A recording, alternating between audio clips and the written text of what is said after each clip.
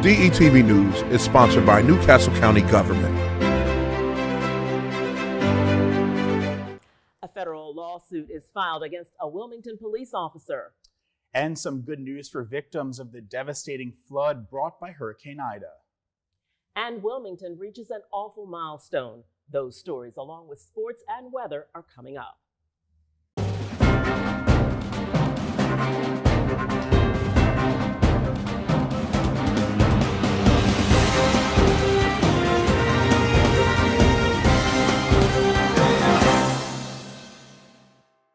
Good evening and welcome to DETV News, your trusted news source. I'm Lauren Wilson. And I'm Matt Ford. Thanks for being with us. A federal lawsuit has been filed against a Wilmington police officer that, after what appeared to be an overly aggressive arrest, was caught on tape. Dwayne Brown, the man whose head was slammed against a wall several times, filed the suit against Wilmington police officer Samuel Waters. In the surveillance video captured at a Southbridge corner store, Brown does not appear to be resisting arrest. The suit claims Officer Waters used excessive force and allegedly uttered the N-word. Tom Crumpler, the attorney for Brown, is asking anyone who may have had similar interactions with the officer to contact him after calling the cop a known community bully. Good news for the city of Wilmington. Federal disaster relief funds are on the way. President Joe Biden made the order official. It means federal dollars will help areas in the city ravaged by floodwaters from Hurricane Ida back in September. For now, those funds will be directed to governments like the city and county, as well as certain private nonprofit organizations.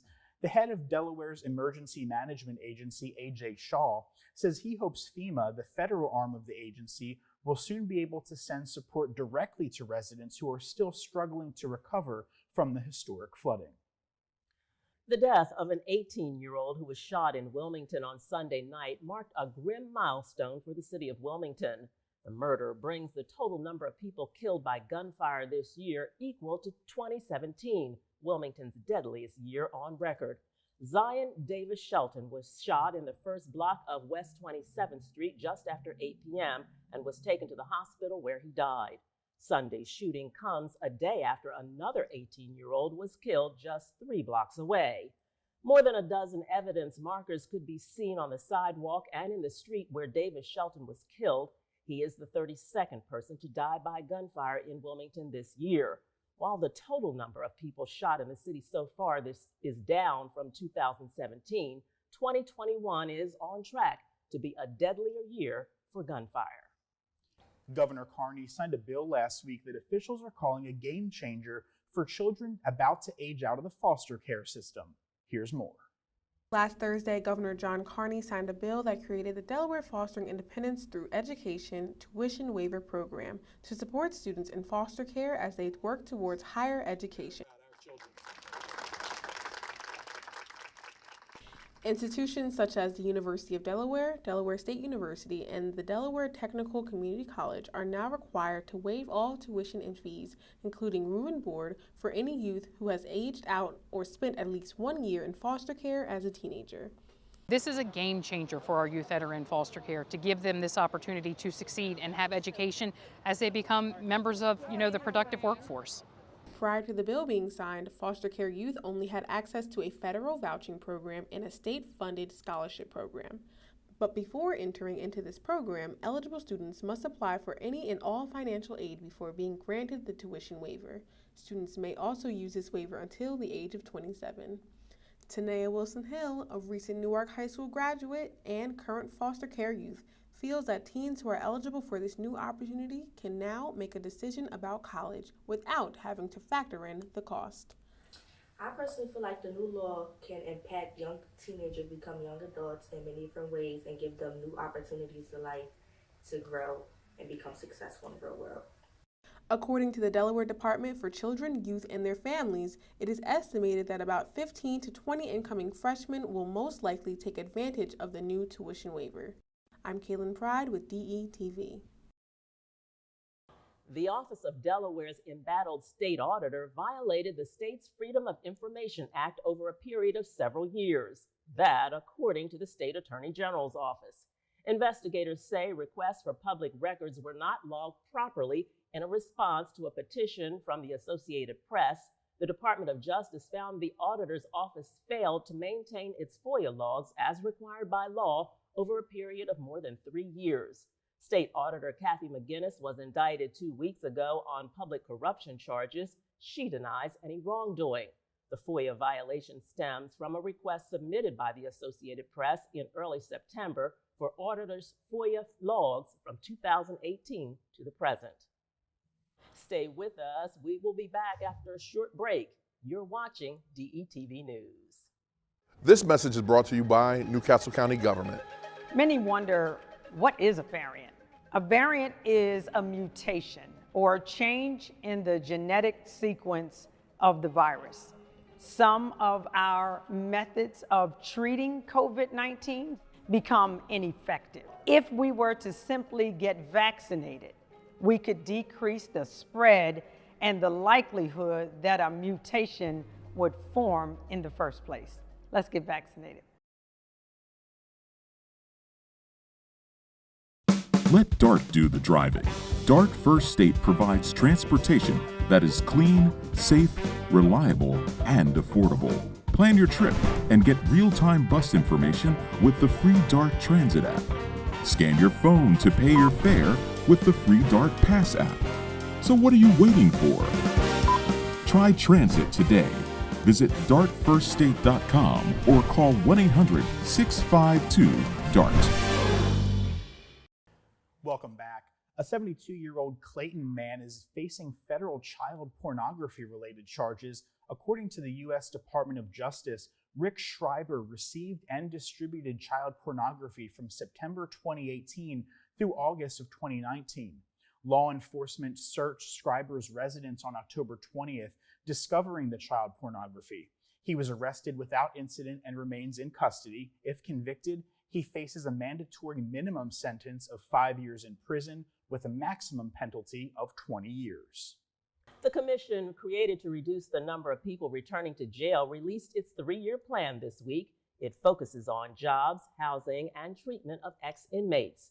The Delaware Correctional Reentry Commission was created to reduce recidivism rates, and Governor John Carney says that's been accomplished in recent years, but the numbers remain unacceptably high. And those numbers have been gradually going down. When I was first elected, we had about 5,500 offenders at level 5 at Howard R. Young, SCI, and at Smyrna and other facilities. And now we're up and down below 4,000, so considerably fewer inmates. But our recidivism rates, those who leave the prison and come back, are still extraordinarily high and really unacceptably high. Carney says the current labor market is an opportunity for ex-offenders who in past years have been challenged in finding a job. One major advance in housing is a modified policy that allows people with a felony record to rejoin their families in public housing. Jessica Klein, director of the reentry program at the Department of Corrections, says different services are available depending on how long ex-inmates served and their age. Governor John Carney officially made Juneteenth a legal holiday in Delaware with the grandmother of Juneteenth at his side. Opal Lee, a retired school teacher who led the charge to make Juneteenth a federal holiday, was at the Congo Legacy Center for a special presentation. She was given the key to the city before the governor signed House Bill 119, making Juneteenth a state holiday as well. Juneteenth, celebrated on June 19th, marks the day when enslaved people in Texas got word they were free, some 2.5 years after the Emancipation Proclamation was signed. Moving to Sussex County, a violent home invasion has residents of Seaford on high alert as Delaware State Police search for 3 suspects. Police say 3 men broke into a home in the 9000 block of Middleford Road shortly after midnight Monday and proceeded to pistol whip 2 victims. According to police, the victims fought back and one of the suspects fired 2 rounds inside the home, but no one was hit. The suspects got away with some property and the victims were treated at a local hospital. Police say one of the suspects is 36-year-old Danny Harding Jr., seen here, of Dover. He faces charges of robbery, assault, and reckless endangerment. Anyone with information on Harding's location or other information related to the incident should contact Delaware State Police at Troop 4 or call Crime Stoppers at the number on your screen. Hey, Lauren, do you know what the next couple of days may look like for ghosts and goblins? I sure don't. Let's find out. Let's find out. Shakira, how's it looking? Thanks, Matt. This is your DETV weather forecast brought to you by your Delaware Bluecoats. In case you didn't know, the season starts on Saturday, November 6th. And we have a contest on our social media where you could win 4 tickets. That's right, 4 tickets to the first 10 people who could tell me the top 3 Bluecoat scores are from last season. You guys will win those tickets. Be sure to drop your answers in the comments. Good luck, everyone. Now let's take a look at that weather forecast. Friday looks to be kind of a nasty day, windy and rainy with a high of only 59 degrees.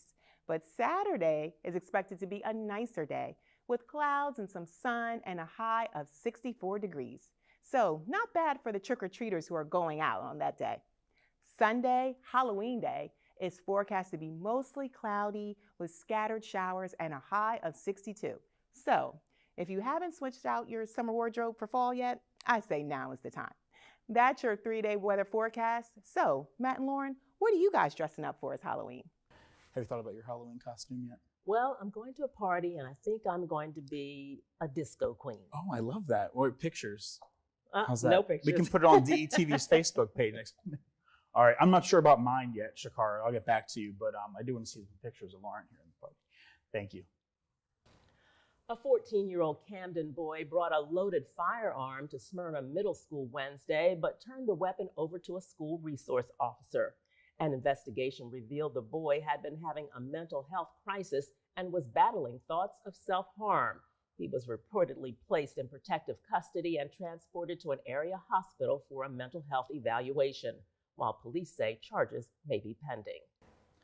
The Massachusetts-based medical technology company Hologic Inc. is planning a major expansion at its Glasgow location. On Monday, the Delaware Council on Development Finance approved a pair of grants to support the company's growth. The company is eligible to receive nearly $1.5 million through a jobs performance grant from the Delaware Strategic Fund, along with a $720,000 capital expenditure grant. It all means adding 225 jobs to the 160 workers already at the Glasgow location. And Wilmington's former police chief is now head of public safety at Delaware State University. Bobby Cummings started overseeing the university's police and security personnel last week. Cummings served as Wilmington's police chief from 2014 to 2017. He also participated in the 21st Century Policing Initiative that was part of President Barack Obama's Violence Intervention Initiative for the state. Students at the University of Delaware are taking a stand to show their support for the victims and survivors of domestic violence. After a week of back-to-back protests following the disturbing domestic violence incident that happened between students off campus, UD students held a candlelight vigil last Thursday honoring victims and survivors of sexual abuse and domestic and gender-based violence. This whole situation kind of sparked a mini Me Too movement, specifically on our campus. So many people came forward with stories of sexual assault and domestic abuse and gender-based violence. So this is kind of honoring all of them. The university has responded to students by adding more safety resources on campus. Good news for Delaware State workers and pensioners. Both can expect a one-time bonus next month thanks to this year's spending plan. State workers will get a $1,000 bonus on November 19th. State pensioners can expect a $500 bonus on the same day. The bonuses will appear in their regular paycheck. The state budget also gave a $500 pay raise for all state workers that took effect in July. Employees must have been on the payroll as of April 30th and also on October 22nd. Governor John Carney, who signed the spending plan into law, will not receive a bonus. The state has millions of dollars more in revenue than was expected last fiscal year, and that's why the one-time bonuses will put a smile on the faces of state workers and pensioners. A high school junior from Bridgeville, Delaware was appointed by Governor Carney to serve on the State Board of Education. I feel really lucky and motivated to work really hard for our students.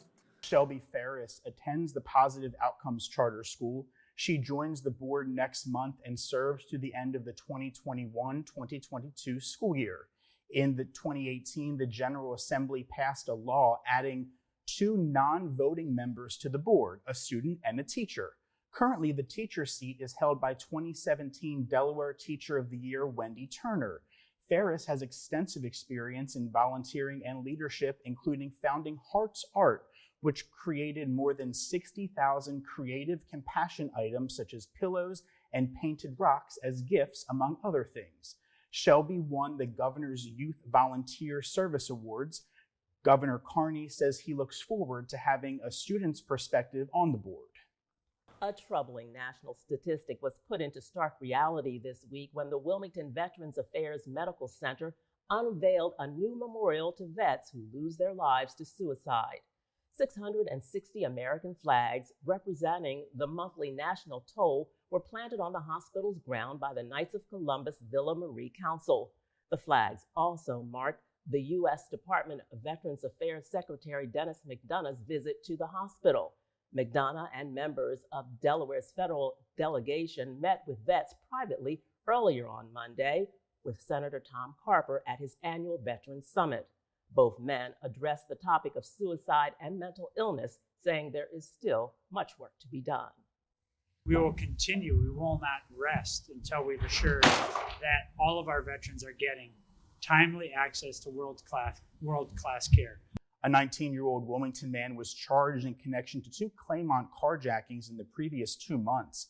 Delaware State Police say Jameer Leggett allegedly took a car at gunpoint from a 52-year-old man who was gassing up at an Exxon station on Philadelphia Pike last September. He allegedly took a second car from a 73-year-old man in the parking lot of a Food Lion, also on Philadelphia Pike, earlier this month. Leggett faces numerous felony theft, assault, and firearm charges and is now behind bars in lieu of a $160,000 cash bond. Anyone with information regarding these incidents and 2 other suspects who were with Leggett are urged to contact Delaware State Police at the number on your screen or call Delaware Crime Stoppers at 1-800-TIP-3333. In news from Sussex County, the Division of Public Health is advising residents living in about 50 manufactured homes to use bottled water for drinking and cooking. Water in Bethany Crest is being evaluated for contamination. Last week, DPH received notice from a water sample collected on October 11th, and it showed concentrations of a group of man-made chemicals used in industry and consumer products. Long-term exposure can lead to kidney and liver problems. DPH and DENREC are working with the operator of Bethany Crest Water System to test the finished drinking water that goes into homes to determine whether the current treatment methods for the system are resolving the problem. In that same Ocean View community, a 55-year-old woman is dead and a 40-year-old Hebron, Maryland man is in custody after a shooting. The woman was pronounced dead in one of the homes after police were called to the scene. Investigators learned a 40-year-old male fled in his truck and was later found and arrested. Anyone with information is asked to contact Delaware Crime Stoppers. That number again, 1-800-TIP-3333. A popular walking bridge in Alapocas Run State Park has been shuttered indefinitely. Blame it on Hurricane Ida. The Brancroft Bridge sustained extensive damage from flooding and may need to be replaced entirely. DENREC teams first inspected the bridge immediately after the storm subsided on September 2nd and closed it at that time. This week, a structural engineer confirmed significant damage to the lower portion of the bridge occurred, where debris from floodwaters damaged it. The engineer found the bridge had bowed and shifted from its support beams, and the foundation is cracked. The findings mean the bridge might have to be demolished and a new one might have to be built. It's not known how long the project will take or how much it will cost. The last steel beam that will support the new Salvation Army building on Riverfront East was signed and hoisted in a beam raising ceremony. Public officials joined with the Wilmington Riverfront Development Corporation and the Salvation Army to mark the milestone. The construction of the building represents the beginning of a revitalization plan of 86 acres along Christina River, known as Riverfront East. Community members were also invited to sign the beam before it was placed onto the building. Plans for Riverfront East were unveiled last May and include residential, business, retail, outdoor recreation spaces, and more. The Salvation Army is moving from its declining facility on North Market to the new campus, which will increase available services to the community. The old building will be torn down. And we're going to take a quick break. Be sure to stay with us. Nick is up next with your local sports. This message is brought to you by Newcastle County Government. While we have vaccines that are highly effective, some folks are non-vaxxers, and I get that. But at the end of the day, it's not about you. It's about that 5-year-old, that 6-year-old that don't have any options. Should they get infected and you be unable to hold their hand in the ICU simply because you chose not to be vaccinated, that's a tough pill to swallow.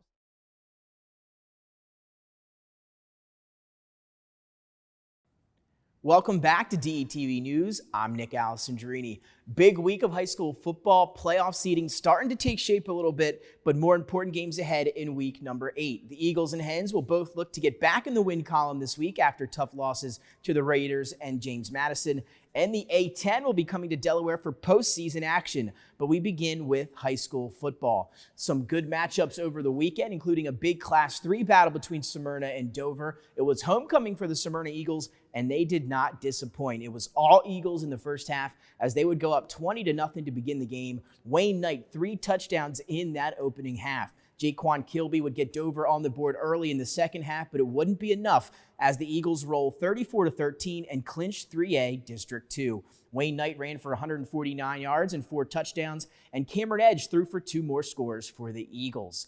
Up next, it was the Odessa Ducks and Polytech Panthers battling it out for that final playoff spot in Class 1A. It was a great environment for Odessa's first ever homecoming game, and the young guys showed up to play. Matt Keating scored 2 touchdowns for the Ducks, a 30-yard catch from quarterback Vinny Orlando, and a 30-yard run. The Ducks win 20-16 and earn their first ever playoff appearance in their inaugural season. Congrats to the Ducks, and Class 1A playoff picture looking a little bit more clear now. District 1 in Class 1, St. E's is your number 1, St. Andrews number 2, number 3 Charter, and number 4 Tatnall. And then in District 2, Laurel number 1, Indian River number 2, Seaford number 3, and your Odessa Ducks getting in at number 4. Now we'll head down south for Cape Penlopen and the Sussex Central Golden Knights. Like we saw out of Smyrna, it was all Golden Knights in the first half. Patrick Henry would take one in on the opening drive for a 7-0 Sussex Central lead. Then later in the first half, more Golden Knights as quarterback Zamir Gardner. He would take one himself and then also find Patrick Henry from 37 yards out.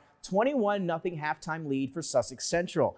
Then after having just 48 yards in the first half, the Vikings, they would wake up and come out with a fire in half number 2. They would gain 246 yards of offense. Quarterback Hank D'Ambrogi would find Odin DeLazaro Potemski for a 6-yard touchdown to open up the scoring. Then with 1:23 remaining to play, D'Ambrogi would hit Marquis James. That would bring them within 7, but the ensuing onside kick was recovered by the Golden Knights. They get the victory. Chris Shields rushed 23 times for 120 yards, and Sussex Central's Andrew Long had 15 carries for 102 yards. This week, some great matchups beginning with 2 teams ranked in the top 5 of Class 3. That's number 5 Salesianum and number 2 Smyrna. That game is coming to you on Delaware Live Sports Friday night with Pat Garianis and Bill Harmon. Kickoff is set for 7 p.m. Then join Glenn Frazier and the crew as Apo hosts Cape Henlopen. That game is tonight at 7 p.m. And then Benny Mitchell heads down to Woodbridge as the undefeated Blue Raiders welcome Lake Forest Friday at 7 as well. Once again, the Philadelphia Eagles and Delaware Blue Hens will both look to rebound this week. The Birds suffered another toss loss last week out in Vegas to the Raiders. Derek Carr had just 3 incompletions and completed over 91% of his passes, and maybe the best game of his career. Eagles defense will look to get things right against the winless 0-7 Detroit Lions on Sunday at 1 o'clock. The Hens, they led 10-9 at the break on Saturday against number 7 JMU on homecoming, but the Dukes would shut out the Hens in the second half on their way to a 22-10 victory. Mount Pleasant grad James Collins did haul in a touchdown in the game for the Hens, and now the 3-4 Hens will shift their attention to Dixie State this Saturday as they look to get back in the win column. Coach Danny Rocco reiterated this week that Sally's grad Zach Gwynn gives the Hens the best chance to win and will likely be the starter on Saturday. Kickoff is set for 1 p.m. in Newark. Big news out of the Atlantic 10 as the conference announced this week a multi-year deal to hold its women's basketball tournament at the Chase Fieldhouse in Wilmington. This will also allow for 4 recent All-State Delaware basketball players a chance to play at home in the postseason. LaSalle's Michelle Kazicki from Padua, Rhode Island's Yanni Henley from Ursuline, and UMass's Berniah Ward-Mayo from St. Elizabeth's, as well as Stephanie Kaleja from Conrad.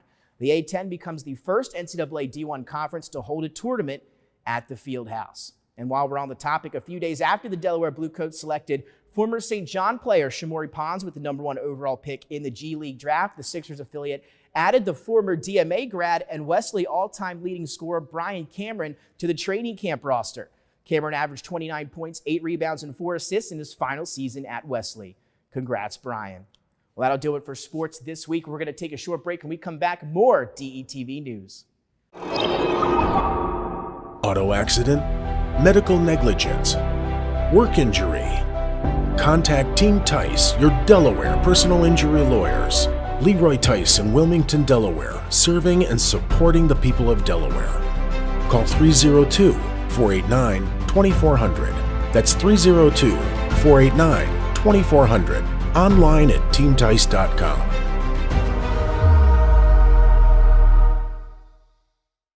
Welcome back.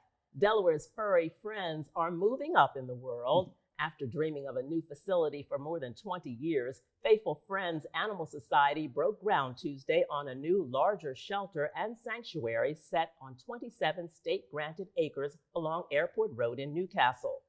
The no-kill shelter has raised nearly $7 million so far, with more than $1 million coming from the Struthers Family Foundation. The goal is to raise an additional $3 million. The building will be named Sharon Struthers Animal Adoption and Community Resource Center, named after the agency's longtime board member and volunteer. We don't promote everything that we do, but I truly believe that if Faithful Friends wasn't here, that we would definitely have more animals being killed in the state of Delaware. And so I'm very thankful and I'm very passionate about everything that Faithful Friends does for all the homeless pets. The new center will feature a separate wing for dogs and cats with a walking path that brings dogs outside for a little exercise. It is slated to open in fall of 2022. Hundreds of Delawareans strapped on their walking shoes for a good cause Saturday when the annual Walk to End Alzheimer's was held in the Del Castle Recreational Park. The world's largest event to raise awareness and funds for Alzheimer's care and research included teams of walkers from Delaware holding flowers from a moving promise garden ceremony. Local experts from the Alzheimer's Association were on hand to answer questions. The event was sponsored by numerous local healthcare organizations. If you've heard recent radio ads calling on Senators Carper and Coons to support giving Medicare the power to negotiate drug prices, a recent poll says you likely agree.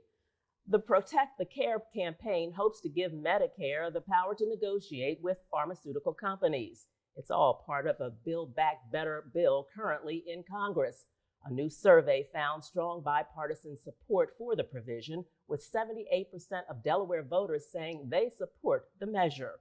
The Wilmington Public Library Speaker Series brought a New York Times journalist and commentator to town. Straight Talk with Charles Blow drew a crowd of followers. Blow, who currently anchors the Black News Channel, was at the library to promote his new book. That book, called The Devil You Know, The Black Manifesto, encourages people of color to move to states where they can build a political majority. And so absolutely, young people are the target, the primary target of the book. Also, it is young people leading the charge of reverse migration. Those are the people who move first. Also in Wilmington, a musical icon came to town this week and DETV News was there. Dionne Warwick's story in the music business was told in a documentary called Don't Make Me Over. It premiered at Penn Cinema on the riverfront before an audience of city, state, and local officials, along with fans. Dave Woolley, co-director of the award-winning documentary, is a local star in his own right. And it was 100 years in the making, and thousands turned out to see it. The Wilmington Fire Department's centennial celebration started with what was billed as the largest parade in the city's recent history. Fire departments from all over the East Coast showed up, so did dozens of local marching bands. It was a crowd-pleasing event for the young and old alike. Kids celebrated Halloween Brandywine Zoo style with this merry, not scary event in the wildly decorated zoo. The zoo held its annual Boo at the Zoo this past weekend. Kids were dressed in their scariest and cutest Halloween costumes. Kids of all ages enjoyed trick-or-treating throughout the zoo to visit animals. There were plenty of treats and activities for the kids during the eventful weekend. So adorable, those costumes. They really were, and it looked like a fun time. Sure did. Well, that's our weekend review. Thanks for watching DETV News. I'm Lauren Wilson. And I'm Matt Ford. Be sure to check us out all across social media. Stay well, and we'll see you next time.